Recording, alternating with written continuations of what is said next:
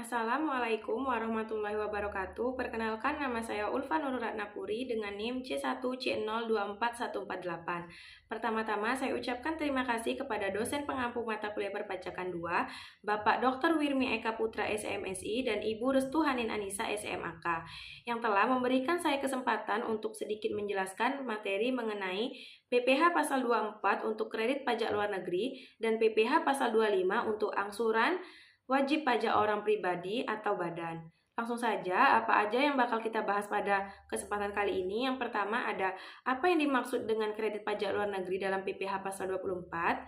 Yang kedua ada bagaimana perhitungan kredit pajak dalam PPh Pasal 24. Yang ketiga ada apa yang dimaksud dengan angsuran pajak dalam PPh Pasal 25. Dan yang terakhir ada bagaimana perhitungan angsuran bagi orang pribadi dan badan dalam PPh Pasal 25.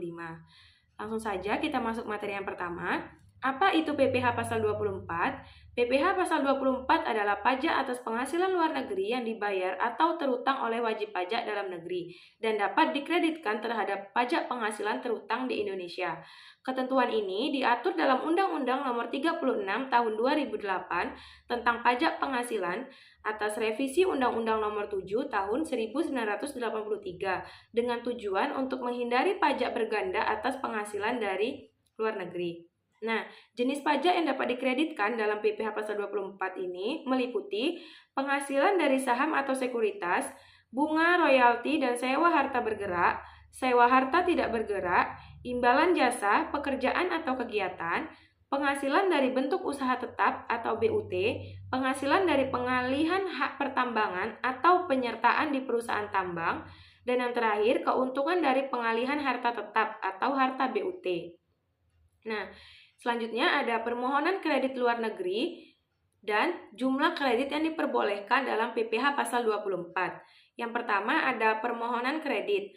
Pajak yang dibayar di luar negeri dapat dikreditkan jika wajib pajak mengajukan surat permohonan ke Direktorat Jenderal Pajak dengan melampirkan formulir. Yang pertama ada laporan keuangan penghasilan di luar negeri, yang kedua ada fotokopi SPT luar negeri, dan yang terakhir ada bukti pembayaran pajak luar negeri. Permohonan ini harus disampaikan bersamaan dengan SPT tahunan pajak penghasilan. Namun, Direktorat Jenderal Pajak dapat memperpanjang waktu penyampaian jika ada alasan di luar kendali wajib pajak.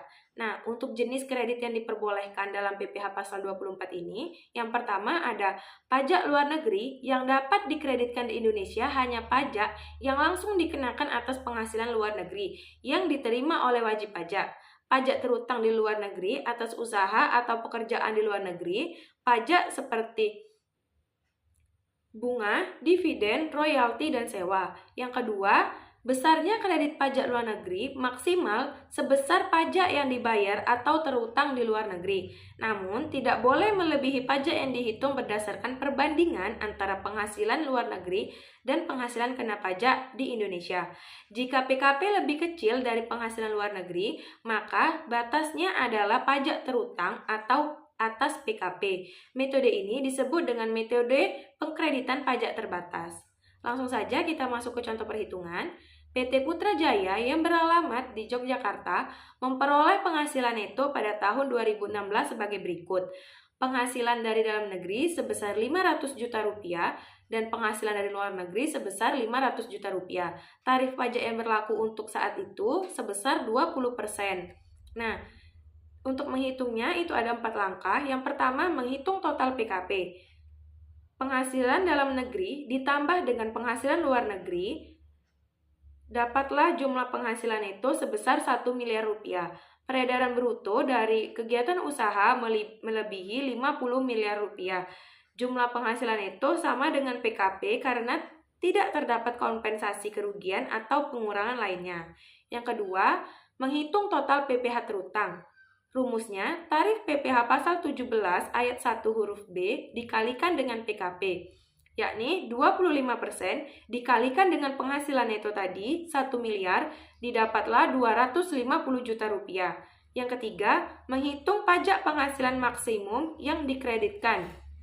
Rumusnya, Penghasilan luar negeri dibagi dengan penghasilan dalam negeri, lalu dikalikan dengan PPh terutang. Didapatlah 500 juta dibagi dengan 1 miliar rupiah dikalikan dengan 250 juta. Maka didapatlah 125 juta rupiah. Langkah yang terakhir, menghitung PPh dipotong atau dibayar di luar negeri, yakni tarif pajak luar negeri dikali dengan penghasilan luar negeri. Sebesar 20% dikalikan dengan 500 juta, didapatlah 100 juta rupiah. Nah, kredit pajak luar negeri yang diperbolehkan dalam contoh soal ini adalah 100 juta rupiah atau sebesar PPh yang terutang atau dibayar di luar negeri. Jumlah ini diperoleh dengan membandingkan perhitungan total PPh terutang, PPh maksimum dikreditkan sesuai perbandingan penghasilan, dan PPh terutang atau dibayar di luar negeri. Kemudian dipilih nilai terendah di antara ketiganya. Lanjut, kita masuk ke dalam apa itu PPh pasal 25. PPh pasal 25 merupakan pajak penghasilan yang dibayar secara angsuran setiap bulan untuk meringankan beban pajak terutang di akhir tahun.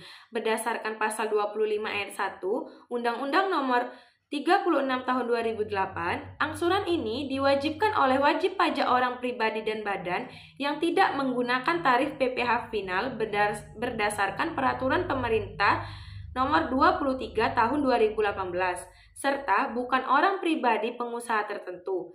Bagi wajib pajak baru yang bukan hasil merger, likuidasi, atau perubahan bentuk usaha, besaran angsuran PPh 25 ditetapkan nihil.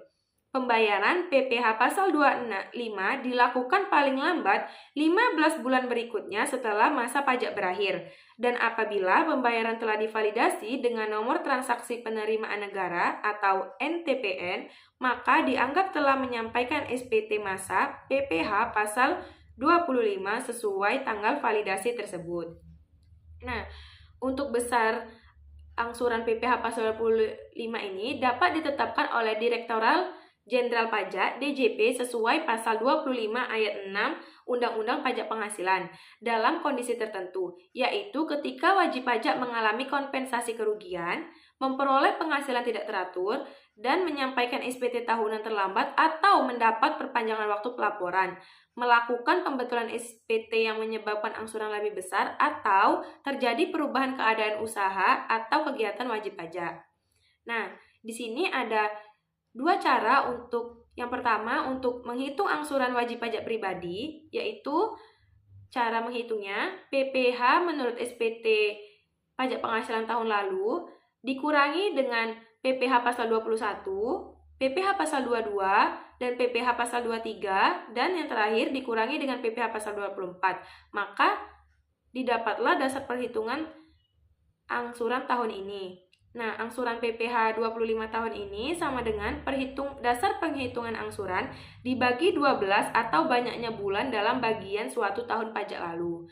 Nah, untuk menghitung wajib pajak badan sama seperti dengan angsuran wajib pajak orang pribadi, namun hanya untuk pengurangannya hanya dihitung dengan PPh pasal 22, PPh pasal 23, dan PPh pasal 24.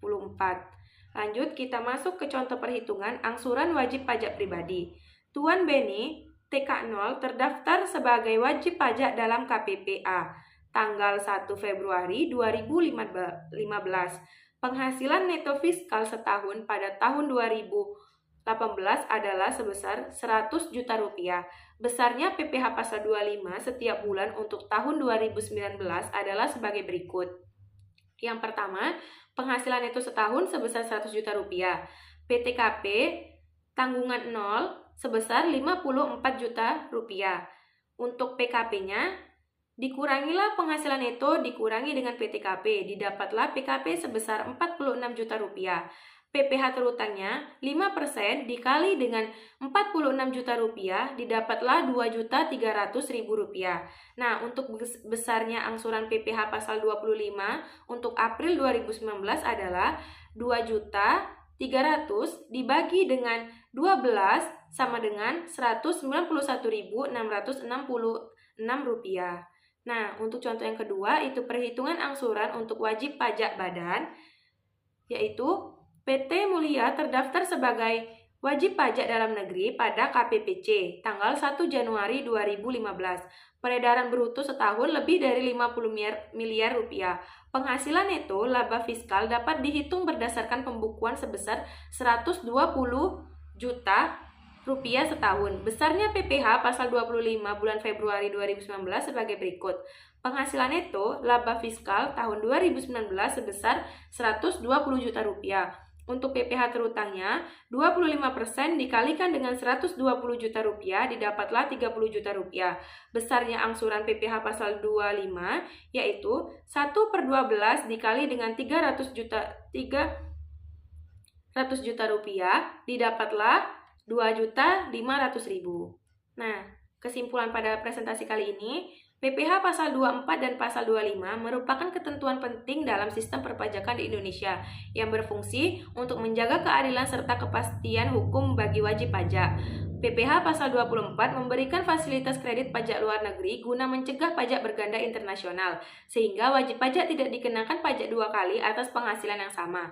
Sedangkan PPh pasal 25 mengatur angsuran pajak penghasilan dalam negeri sebagai bentuk pembayaran secara bertahap dalam tahun berjalan untuk meringankan beban wajib pajak dan menjamin stabilitas penerimaan negara. Dengan demikian, kedua pasal tersebut memiliki peran yang saling melengkapi, di mana PPh pasal 24 berfungsi sebagai penghindaran pajak berganda internasional dan PPh pasal 25 memastikan kelancaran kewajiban perpajakan domestik. Pemahaman serta penerapan yang tepat atas kedua pasal ini akan membantu wajib pajak memenuhi kewajiban perpajakan secara efisien dan sesuai dengan ketentuan yang berlaku. Baiklah, sekian materi yang dapat saya sampaikan. Saya ucapkan terima kasih dan mohon maaf jika terdapat kalimat yang salah atau salah penyampaian. Sampai ketemu di video selanjutnya. Saya ucapkan wassalamualaikum warahmatullahi wabarakatuh.